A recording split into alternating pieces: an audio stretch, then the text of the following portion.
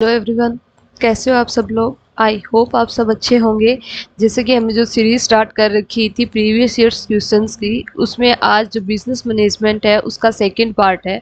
और जो business management के हमारे प्रीवियस ईयर्स क्वेश्चन थे उससे रिलेटेड आज अलग प्रीवियस ईयर्स क्वेश्चन करेंगे। एक क्लास प्रीवियस ईयर्स क्वेश्चन की बिजनेस मैनेजमेंट की हो चुकी है, वो आप पहले वाली देख सकते हैं। आज उसी का सेकेंड पार्ट है। तो इसमें सबसे पहला क्वेश्चन हमारा है, प्रबंध विकास की कहानी आंशिक रूप से मानव के विकास की कहानी है, यह कथन है। जैसे मैंने कल भी बताया था कि मैनेजमेंट में ज़्यादातर क्वेश्चन किससे रिलेटेड आते हैं, या तो कोई परिभाषा आएगी या फिर कोई सिद्धांत या थ्योरी कि ये थ्योरी किसने दी, किसने डेवलप की। या ज़्यादातर जो परिभाषा आती है वो या तो मैनेजमेंट से आएगी या मार्केटिंग से। और जो परिभाषा भी आती है, जो परिभाषा ज़्यादातर किस में आएगी, जो वन लाइनर होगी। बहुत बड़ी परिभाषाएं नहीं आती, वन लाइनर जो परिभाषा होती है उसके आने के ज़्यादा चांसेस होते हैं। तो ये किसने कहा था, C.N. ग्रेगर द्वारा, एल्टन मेयो द्वारा, मैकफॉर्लैंड द्वारा या मास्लो द्वारा। तो ये कथन कहा गया था C.N. ग्रेगर द्वारा। ये पीजीटी के अंदर क्वेश्चन आया हुआ है, थोड़ा ध्यान रखना। ये जहाँ जहाँ पीजीटी में क्वेश्चन आते हैं ना वो इंपॉर्टेंट हो जाते हैं, तो ध्यान रखना। ये परिभाषा किसने दी थी, C.N. ग्रेगर द्वारा। नेक्स्ट है, नियंत्रण का विस्तार सिद्धांत बताता है कि नियंत्रण होना चाहिए A. सीमित समय के लिए, B. सीमित उद्देश्यों के लिए, C. निकृष्ट अधिकारी द्वारा अपने अधीनस्थों पर, D. अधीनस्थों की सीमित संख्या पर। तो नियंत्रण का विस्तार हमें क्या बताता है कि एक जो प्रबंधक है उसके अंडर में कुछ सीमित संख्या में अधीनस्थ होने चाहिए या कर्मचारी होने चाहिए जिसका वो अच्छे से नियंत्रण कर सके। तो नियंत्रण का विस्तार हमें क्या बताता है, अधीनस्थों की सीमित संख्या पर होना चाहिए। ये कैसे भी हो सकता है, ये वाइड भी हो सकता है, ओरिजेंटल कैसे भी हो सकता है, लेकिन उसमें जो कर्मचारी होंगे वो क्या होंगे, उनकी संख्या हमेशा क्या होगी, सीमित होगी। नेक्स्ट देखिए, व्यवसाय में कार्यालय की स्थिति क्या है, यह अधीनस्थ है, यह नियंत्रक है या यह परिपूरक है, या उपरोक्त सभी। तो व्यवसाय में कार्यालय क्या होता है, उपरोक्त सभी। अधीनस्थ का कार्य भी होता है, नियंत्रक का भी होता है और परिपूरक का भी होता है। नेक्स्ट है, प्रबंध की आस्मिकता विचारधारा के अनुसार प्रबंध है अभ्यास अभिविन्यास, सिद्धांत अभिविन्यास, परिणाम अभिविन्यास या लाभ हानि अभिविन्यास। तो प्रबंध की जो आस्मिकता सिद्धांत है, आकस्मिकता विचारधारा क्या बताती है, अभ्यास के बारे में बताती है। कोई व्यक्ति जितना अभ्यास करेगा उतना ज्यादा उस कार्य को कितना अच्छे तरीके से कर सकता है। तो आकस्मिकता क्या बताती है, अभिविन्यास किसके बारे में, अभ्यास के बारे में। तो अभ्यास अभिविन्यास क्या है, आस्मिकता विचारधारा से रिलेट करता है। प्रबंध में कार्य संवर्धन की समस्या संबंधित है। अब भारत के अंदर होता है कि भारत में कार्य संवर्धन की समस्या है वो किससे रिलेट करती है, प्रबंधकों से, लिपिक स्टाफ से, अभियंताओं से या अकुशल या अर्धकुशल श्रमिकों से। तो देखो, कार्य संवर्धन की समस्या है ना प्रबंधकों से रिलेट करती है कि प्रबंधकों को इस प्रकार से कार्य करना चाहिए कि किसी भी व्यक्ति को आसानी से क्या कर सके, वो मोटिवेट कर सके और उसके योगदान को बढ़ाना चाहिए, न कि घटाना चाहिए। तो ये किससे रिलेट करेगा, ये प्रबंधकों से रिलेट करेगा।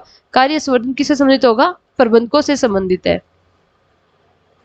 प्रबंध है, एक सेकंड, प्रबंध है प्रशासन का अंग, प्रबंध का पर्यायवाची, प्रशासन सहित या इनमें से कोई नहीं।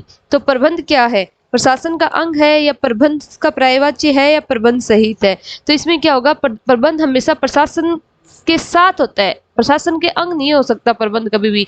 और इसका क्या है, प्रशासन के साथ हमेशा चलेगा। ये क्या, प्रशासन साथ साथ प्रशासन चलेगा और साथ ही क्या चलता रहता है, हमारा प्रबंधन चलता रहा है, मैनेजमेंट चलता रहता है, उसके साथ ही एडमिनिस्ट्रेशन का कार्य भी हमारा चलता रहता है।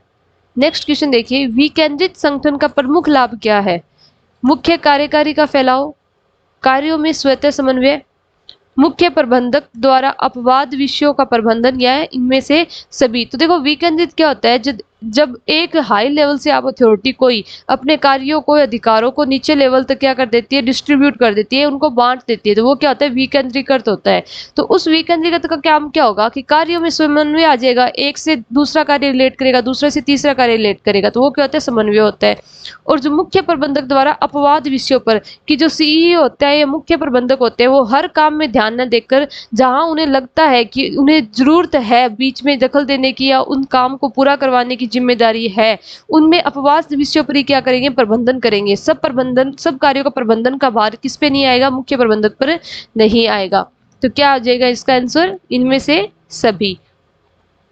नेक्स्ट क्वेश्चन है, प्रबंध में मानवीय दृष्टिकोण का प्रतिपादन किसने किया था, ए हेनरी फ्योल द्वारा, बी एल्टन मेयो द्वारा, सी एफ.डब्ल्यू. टेलर द्वारा, डी सी.एन. ग्रेगर द्वारा। तो देखो मानवीय दृष्टिकोण किसने दिया था? Elton Mayo. जो हम एचआरएम में भी बोलते हैं ना, मैन काम विचारधारा किसने दी थी मानवीय दृष्टिकोण को, कि मानव को मानव समझना चाहिए, ना कि काम करने की मशीन। ये बात किसने बोली थी? ये बोली है एल्टन मेयो ने।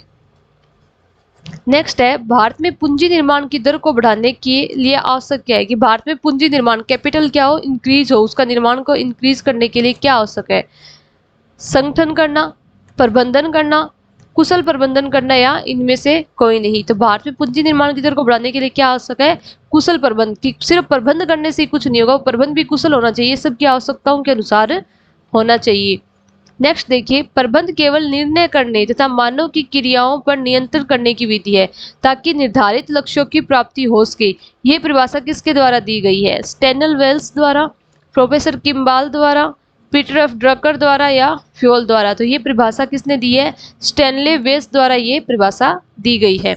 ये भी इंपॉर्टेंट हो जाता है क्वेश्चन, क्योंकि ये सब प्रीवियस ईयर्स क्वेश्चन है और परिभाषा रिलेटेड कि हम सभी परिभाषाएं नहीं पढ़ सकते, ना ही इतनी परिभाषाएं याद रखना आसान है। तो हम क्या कर सकते हैं कि जो प्रीवियस ईयर्स पेपर में जो आई हुई है परिभाषा, वो हम ध्यान रख सकते हैं, और कहीं ना कहीं ध्यान में रखी हुई परिभाषा जब एग्जाम के टाइम देखी हुई हो तो हमें याद आ जाती है। तो इस क्वेश्चन को आप ध्यान रखना।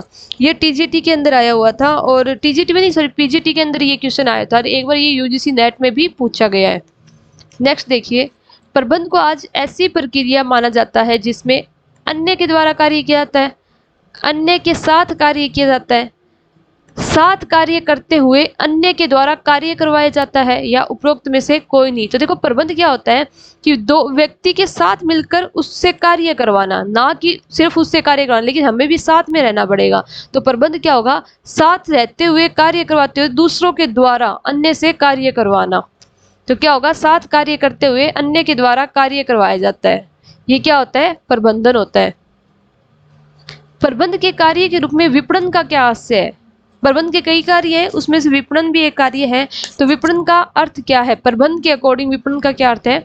सुविचारित वितरण वाहिका का गठन करना जिसमें वस्तुएं उपभोक्ताओं तक पहुंच जाए, उत्पादों से उपभोक्ताओं तक वस्तुओं व सेवाओं के प्रवाह का निर्देशन, वर्तमान संभव उपभोक्ताओं की आवश्यकताओं की संतुष्टि व वस्तुओं एवं सेवाओं का नियोजन, मूल्यन एवं वितरण, या ग्राहकों को वह स्फूर्त करना जो वह चाहता है। देखो ध्यान से देखें तो सभी विपणन का कार्य है, तीनों चारों ही विपणन का कार्य है, लेकिन जो ऑप्शन सी है उसमें इन तीनों का ही सारांश आ जाता है। इन तीनों को मिला के एक बात बोल दी गई है कि क्या होता है कि वर्तमान में जितने भी आपके उपभोक्ता है, या इन फ्यूचर जितने भी उपभोक्ता है, उनकी जितनी आवश्यकता है उनको संतुष्ट करो, उनकी जो सेवाएं हैं उनका नियोजन करो, मूल्यन करो और उनको डिस्ट्रीब्यूट करो। तो ये इन तीनों का क्या आता है? सार आ जाता है।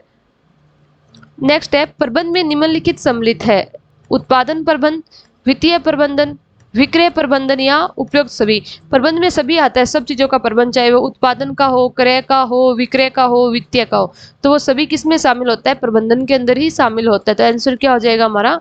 उपरोक्त सभी।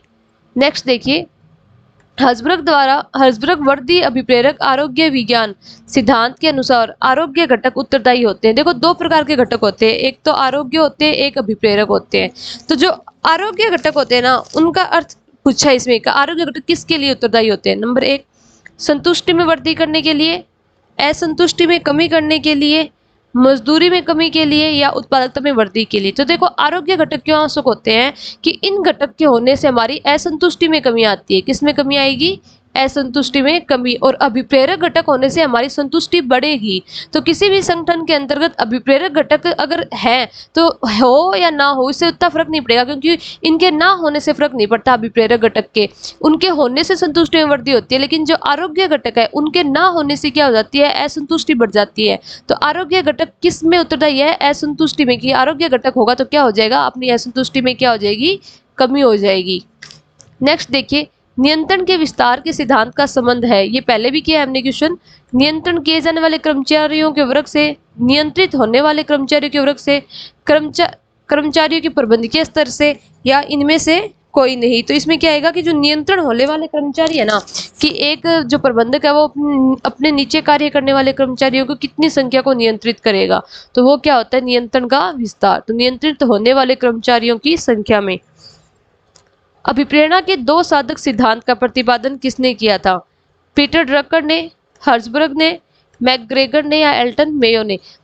इसे टू फैक्टर थ्योरी भी बोल सकते हो, दो साधक सिद्धांत भी बोल सकते हो, विप्रेरणा या अभिप्रेरक घटक के सिद्धांत भी बोल सकते हो। तो ये थ्योरी किसने दी थी? हर्जबर्ग ने दी थी। औपचारिक समूह के माध्यम से तथा उनके द्वारा कार्य संपादित करने की कला ही प्रबंध है, यह परिभाषा किसने दी थी? पीटर ड्रकर ने, हेरोल्ड कुंटस ने, एफ.डब्ल्यू. टेलर ने या मैकग्रेगर ने। तो ये परिभाषा किसने बोला था कि जो औपचारिक समूह से कार्य करवाना इस ही प्रबंधन है। तो ये किसने बोला था? ये बोला था हेरोल्ड कुंटस ने। किसने बोला था? हेरोल्ड कुंटस ने बोला था। ये क्वेश्चन देखिए, मास्लो की आवश्यकता क्रमबद्धता विचारधारा के अनुसार आवश्यकता के स्तर है कि मास्लो ने आवश्यकता का सिद्धांत दिया था, हर्जबर्ग ने टू फैक्टर थ्योरी दी या दो आरोग्य थ्योरी भी बोल सकते हैं या दो घटक थ्योरी भी बोल सकते हैं, लेकिन मास्लो ने क्या दिया था? आवश्यकता क्रमबद्धता सिद्धांत दी थी। तो उसमें कितने आवश्यकताओं के स्तर बताए गए थे? 3, 4, 5 या 2। तो मास्लो ने कितने बताए थे? 5 बताए थे। कौन कौन से? शुरू किससे होगा? शारीरिक, सुरक्षा, सामाजिक, आत्मविश्वास और अहम और आत्मविश्वास। ये 5 स्तर बताए थे। किसने बताए थे? मास्लो ने। और ये कहाँ से शुरू होती है? हमेशा नीचे से ऊपर की तरफ स्टार्ट होगी। ठीक है, इसमें 5 सिद्धांत थे। नेक्स्ट देखिए, अभिप्रेरणा में एक्स सिद्धांत के अनुसार, हमने कल भी पढ़ा था कि अभिप्रेरणा के 2 एक्स और वाई सिद्धांत है। तो एक्स सिद्धांत का क्या अर्थ है? इन्होंने यहाँ यह पूछा है कि कर्मचारियों को कड़े नियंत्रण एवं मार्गदर्शन की आवश्यकता होती है। कर्मचारी रचनात्मक एवं मेहनती होते हैं। श्रमिक स्वयं अभिप्रेरित होते हैं। श्रमिक स्वयं मार्गदर्शन एवं स्वयं नियंत्रित होते हैं। तो देखो, हमने कल पढ़ा था कि एक्स सिद्धांत या एक्स विचारधारा क्या मानती है कि कर्मचारी जन्म से ही क्या होते हैं? काम करना पसंद नहीं करते। उन्हें उनसे काम करवाया जाता है, उन्हें कड़े नियंत्रण के द्वारा या मार्गदर्शन करके उनसे काम करवाया जाता है। वो खुद से काम करना क्या नहीं करते? पसंद नहीं करते। तो इसका आंसर क्या हो जाएगा कि कर्मचारी को कड़े नियंत्रण एवं मार्गदर्शन की आवश्यकता होती है। बाकी ये जो तीनों है, ये विशेषता किसकी है? वाई विचारधारा की है। वाई विचारधारा क्या मानती है कि कर्मचारी स्वयं ही काम करना पसंद करते हैं और वो मेहनती होते हैं। तो ये तीनों किसकी विशेषता हो जाएगी? वाई की। और यहाँ हमें एक्स की पूछे तो एक्स के क्या होते हैं? वो जन्म से ही आलसी होते हैं, काम करना पसंद नहीं करते, नियंत्रण के द्वारा क्या करेंगे? कार्य करेंगे। नेक्स्ट है, अभिप्रेरणा के आरोग्य सिद्धांत का प्रतिपादन किसने किया था? ये हमने पीछे भी पढ़ा है। मास्लो द्वारा, हर्जबर्ग द्वारा, मैकग्रेगर द्वारा या डेविड रिकार्डो द्वारा। तो किसने किया था? हर्जबर्ग द्वारा। तो आज के इंपॉर्टेंट क्वेश्चन थे कुछ प्रीवियस ईयर्स। कल हम इसी का आगे नेक्स्ट पार्ट रखेंगे, 3rd पार्ट आएगा, उसमें भी प्रीवियस ईयर से क्वेश्चन होंगे मैनेजमेंट के। बिजनेस मैनेजमेंट काफ़ी वाइड यूनिट है, उसमें काफ़ी चीज़ें, मोटिवेशन ही उसके अंदर आता है, लीडरशिप उसके अंदर आती है। तो इसके क्वेश्चन भी हो सकते हैं काफ़ी हो जाए, लेकिन वो हमारे लिए क्या होंगे? इंपॉर्टेंट हो गए, क्योंकि ये सारे ही क्या है? प्रीवियस ईयर्स क्वेश्चन है। तो इस क्लास को नेक्स्ट हम क्या रखेंगे? कंटिन्यू रखेंगे। और आज के लिए है इतना ही। Thank you.